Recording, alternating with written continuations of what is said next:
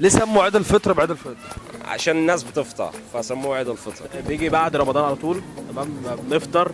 عشان بنفطر فيه. عشان طبعا بنبقى خارجين من شهر رمضان فبنفضل صايمين فيبقى عيد فطر. لاننا بنبقى طالعين من رمضان طبعا بنبقى صايمين وكده فبنطلع بقى اول يوم العيد بنفطر. عشان خارجين لسه من صيام رمضان اول يوم نفطر فيه فسموه عيد الفطر. عشان بيبقى طول شهر رمضان صيام وبعد كده بنفطر بعد. هي عشان بعد رمضان في فجر هنصليه ومش مش هنصوم تاني فاكيد هنفطر.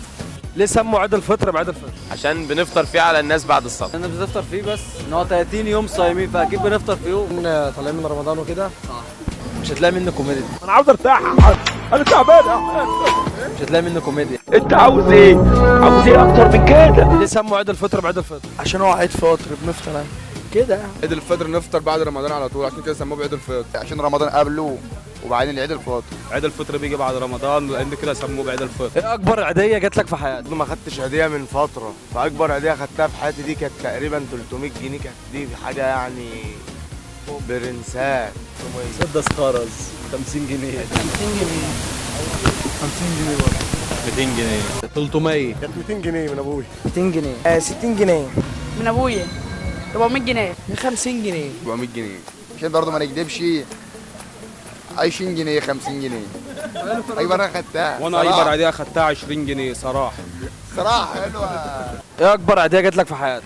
بص هو انا بصراحه انا سيبك من الماديات. هو لان اكبر عيديه جات لي في حياتي مش ماديات. هو انا جريء شويه فاقول لك خطيبتي. الاغنيه لاف هنا للراجل ده. نص التاني اللي بيفهمني قبلك عمري ما وش محسوب. ايه اكبر عاديه جات لك في حياتك؟